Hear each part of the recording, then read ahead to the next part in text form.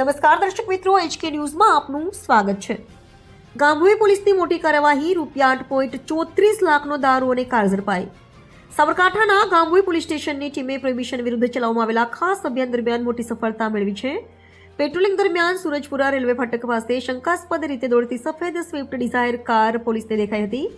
Police દ્વારા કારને રોકવા ઇશારો કરવામાં આવ્યો હતો, પરંતુ ડ્રાઈવરે ગાડી રોક્યા વગર ઝડપથી ભાગવાનો પ્રયાસ કર્યો। પોલીસે તરત જ પીછો શરૂ કર્યો હતો। થોડા અંતરે નવલપુર ગામની સીમ પાસે કાર છોડી દેવામાં આવી હતી અને તેમાં બેઠેલા 2 ઈસમ અંધારાનો લાભ લઈ અને ખેતરો તરફ ભાગી છૂટ્યા હતા। કારની તલાશીમાં 20 પેટીમાં કુલ 828 બોટલ ભારતીય બનાવટનો વિદેશી દારૂ મળી આવ્યો હતો, જેની બજાર કિંમત ₹3,34,800 થાય છે।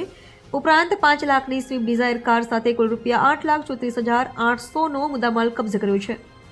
કાર્યમાં જોડાયેલ પોલીસ સ્ટાફમાં PI SJ Goswami, assistant head constable Yogendrasinh, Kundansinh, Suresh Kumar, ASI હરીશચંદ્રનો સમાવેશ થાય છે। ગામભોઈ પોલીસ સ્ટેશન આ મામલે ગુનો દાખલ કરી આગળની શોધખોળ તથા વધુ તપાસ શરૂ કરી છે।